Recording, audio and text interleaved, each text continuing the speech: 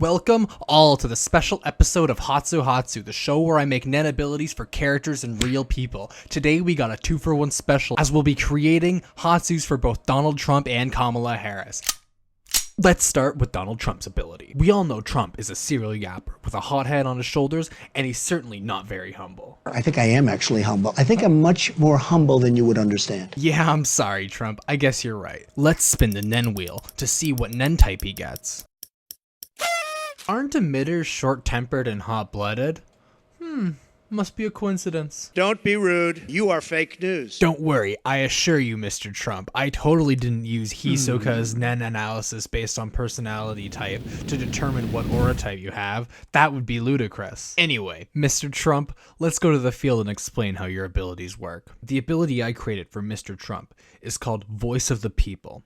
This ability is heavily inspired from Inumaki's cursed speech from Jujutsu Kaisen. Essentially, Donald Trump can speak certain things into reality, emitting his Nen through his vocal cords. However, Trump has some limits to this power. Instead of literally everything he says coming true, he has certain catchphrases that he uses to manifest different unique abilities. Let's look at Kurapika as an example for how this ability works.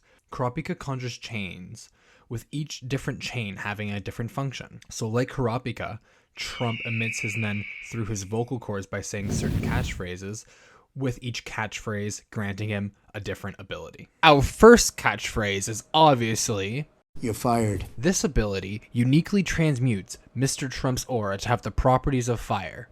Trump then emits this fireball from his mouth at the target of his choosing, hopefully lighting said target on fire. If you're an astute viewer, you might have noticed something interesting and say, as an emitter, Trump only has 60% transmutation efficiency.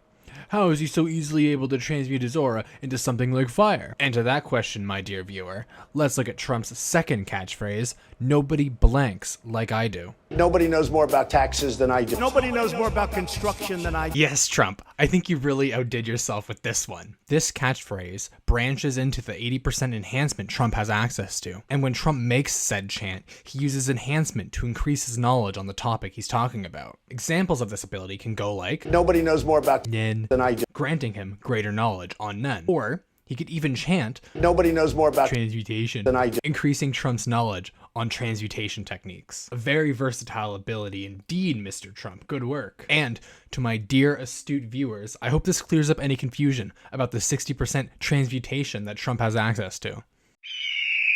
Is it a bird? Is it a plane? No, it's Donald Trump riding a giant bald eagle. This phrase is for all you true-blooded Americans out there. All Trump has to say is, then he emits his Nen as a bald eagle. This ability uses emission, not conjuration, so he's required to dip into his 80% manipulation to control said eagles.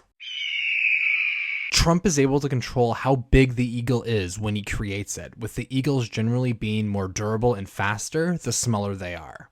Trump would typically use this ability to either summon one huge bald eagle to ride on, or he spawns a smaller bald eagle, then manipulates said bald eagle to crash into his opponents, hopefully causing large amounts of damage. Trump isn't exactly known for his excellent bird calls, however, he is basically the most American man on the planet. So, when developing his ability, I tried to inject some good old-fashioned red, white, and blue into his ability. This is where we get his classic phrase, despite the fact that Trump might not have said those words in the past. That neatly brings us to Trump's final catchphrase. Inspired off of the American laws and your God-given right, Trump huffs and puffs and blows your house down with 2 fully automatic assault weapons he conjures by speaking the phrase, I believe in my Second Amendment right. Nobody knows more about conjuration than Mr. Trump, so of course Trump would branch into a category for which he only has 40% efficiency with. But these automatic assault weapons aren't anything special. They would be identical to the firearms you can buy in any old American gun shop. Instead, Trump uses these guns as a conduit for his Nen, emitting Nen bullets out of them, something very similar we see to the Spider Franklin do. Combine all of these catchphrases together, and I think you're starting to see the vision.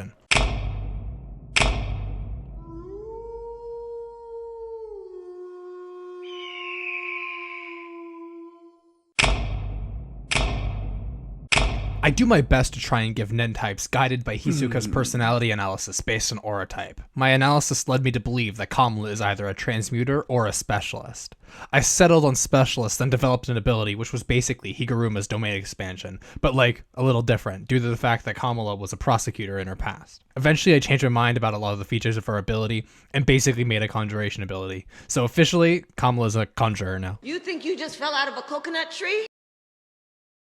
And now that we've secured her Nen type, I can talk about the two abilities I created for Kamala Harris. The first one being Von Dutch, and then the second ability named Sympathy as a Knife. Von Dutch requires a 3-step ritual to be completed before its true form can be achieved. The first step of this ritual requires that Kamala conjure a fruit catcher, which Kamala then must use in combat in an attempt to capture her opponent's Nen. Once a piece of her opponent's Nen is captured, Kamala can initiate the second part of the ritual. Part 2 of this ritual requires Kamala to use transmutation Nen to change the captured Nen to have the properties of a coconut. However, this isn't any regular coconut. Because this coconut was born out of her opponent's Nen, it holds viable information about her opponent, specifically their crimes. So this coconut born from her opponent's aura holds the information of the weight of their crimes. Once this coconut is created, we move to the final part of the ritual. Part 3 requires that Kamala conjure a scale and a small gavel. All Kamala has to do is place the coconut on one side of the scale and the gavel on the other side of the scale. And once all these conditions are met, the weight of her opponent's crimes is balanced out by the scale of the gavel, transforming the gavel to the true form of Von Dutch 365. Von Dutch 365 is a powerful weapon conjured by Nen with the special property that it will become much heavier from the perspective of the one being attacked. How hard this weapon hits directly correlates to the weight of the opponent's crimes. So if Kamala were to attack a saint, the gavel would feel like a feather, but if she were to attack a murderer, it would feel like an anvil smashing against them. The phrase sympathy as a knife actually has some real meaning behind it. I, however, did not consider that meaning when creating this ability. It's just a JoJo reference. Sympathy as a knife is a Nen beast conjured by Kamala, and from now on I'll call her Sympathy. Sympathy is an independently acting Nen beast that demands a bribe from Kamala before she listens to any of her orders.